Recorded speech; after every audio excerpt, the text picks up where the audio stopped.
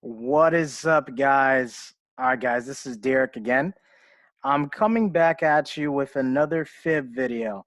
The previous video you guys should have saw was fibs part 1. I kind of went through the basics of what fibs are. I showed you how to plot them. Remember, if measuring for a buy, low to high. If measuring for a sell, high to low. The areas that you mainly want to focus on are 39% or 38.2, whichever you want to call it, 62% or 61.8. Again, the analogy I gave was like a slingshot. Like the further you pull it back, the farther it's going to shoot once you actually let it go. 0% is TP1, negative 27 is TP2, negative 61.8 is TP3. So now we're going to go into a little bit more advanced stuff when it comes to fibs. What I mean by that is how they act as support resistance lines and how you can gauge them. Okay? And how to use them like with confluence. So this is your USD. This is like super simple. This buy is super clean. Anybody who's anybody should have caught this buy. Very simple. If measuring for a buy, low to high, price came down to 61%, 62%. Besides that, besides the obvious, it's hitting the higher low trend line.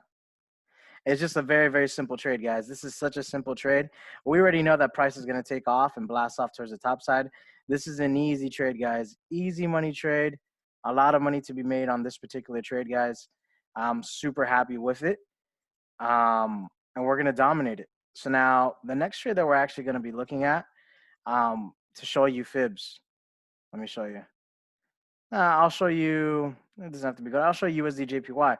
So this is another one. So that was for a buy. Now this is for a sell. Why did I sell it? Because if measuring for a sell, high to low, I do it from the highest point to the lowest point.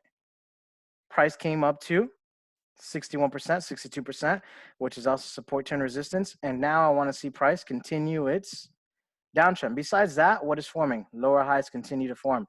Besides that, what pattern is this? That's a descending triangle. So now prices continue to push down. So now when it comes to fibs, typically more times than not, negative 27 is also a rejection area. That's also why I TP at it. Because a lot of times price moves like this. And when you do the fib from here to here, this is negative 27.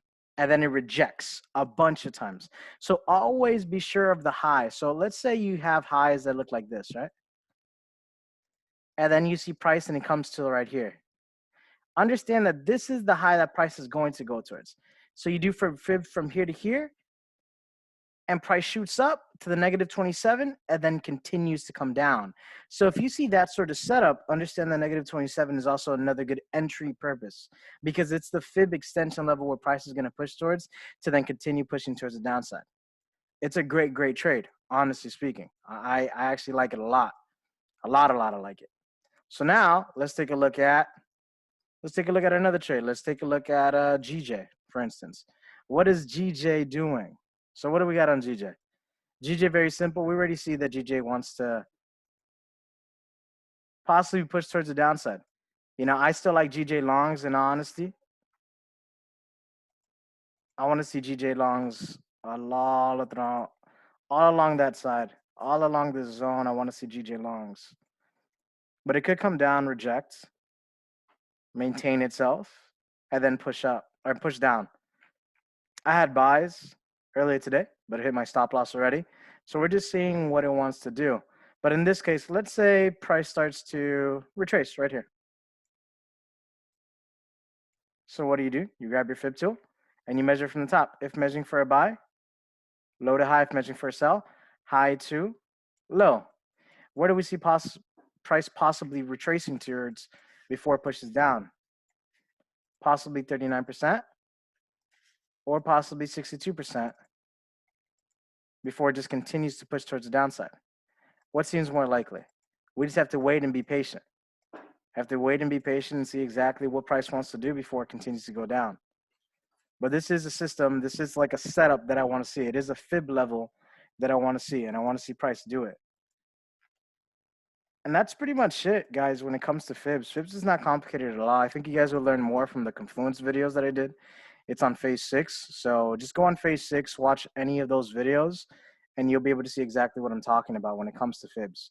Again, this is a short video on fibs, how I use fibs. Certain situations call for it, other situations don't. It just depends. In this case, if measuring for a sell, high to low, I want to see price start rejection.